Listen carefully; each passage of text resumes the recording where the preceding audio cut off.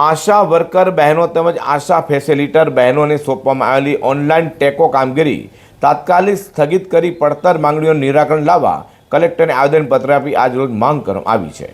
મહિલા શક્તિ સેના દ્વારા સુરત કલેક્ટર અને મુખ્યમંત્રીને સંબોધી આપેલા આવેદનપત્રમાં જણાવાયું હતું કે ગુજરાત રાજ્યના તમામ અર્બન હેલ્થ સેન્ટર ખાતે તેમજ તમામ પ્રાથમિક આરોગ્ય કેન્દ્ર ખાતે આશા વર્કર બહેનો તેમજ આશા ફેસિલિટર બહેનોને ટેકોની ઓનલાઈન તમામ કામગીરી કરવા માટે પ્રાથમિક આરોગ્ય કેન્દ્ર પરથી આદેશ આપેલ છે, પરંતુ આ કામગીરી કઈ રીતે તાત્કાલિક ધોરણે શક્ય છે?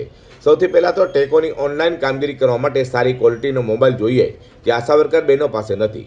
તેવા સંજોગોમાં જો રીતસર અમુક અધિકારીઓ આ ગરીબ બહેનોને વ્યાજે રૂપિયા લાવીને પણ મોંઘો મોબાઈલ લાવી ફરજિયાત ટેકોમાં ઓનલાઈન કામ કરવા માટે દબાણ આપી રહ્યા છે, તો શું આ યોગ્ય કહેવાય? વડિયા ટેકો ઓનલાઈન કામગીરીમાં અનેક પ્રશ્નો ઊભા થયા છે, જેમાં સૌથી વિકટ પ્રશ્ન મોબાઈલનો જ ઊભો થયો છે। 2000 ઇનિશિયેટિવ લેવાવાળી આ આશા વર્કર બહેનો પાસે હાઈફાઈ મોબાઈલ ક્યાંથી હોવાનો છે? ગુજરાતની તમામ આશા વર્કર બહેનો રાત દિવસ સતત આરોગ્યને લગતી તમામ સરકારી યોજનાઓ જન જન સુધી પહોંચાડીને મેન્યુઅલ તો બધું ફિલ્ડનું કામ કરી જ રહી છે, તેમ છતાં તમારે મેન્યુઅલ તમામ કામગીરી ઓનલાઈન કરાવી છે, તો એ મુજબ સારા ક્વોલિટીના મોબાઈલ ફોન આપો।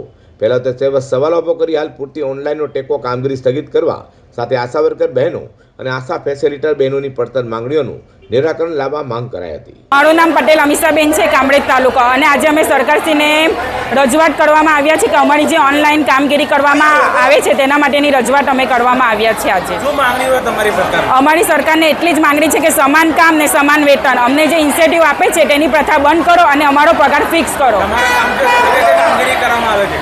અમારી પાસે સરકારની બધી જ કામગીરી આશા વર્કર પાસે કરવામાં આવે છે। સરકારની એવી કોઈ જ કામગીરી નથી કે જે સરકાર જાતે કરી શકે, બધી જ કામગીરી આશા વર્કર જાતે કરે છે। આજે કેટલી બહેનો અહીંયા આવ્યા? આજે અમે 400 થી 500 આખા સુરત જિલ્લાની બધી આશા વર્કરો ભેગા થયા છે।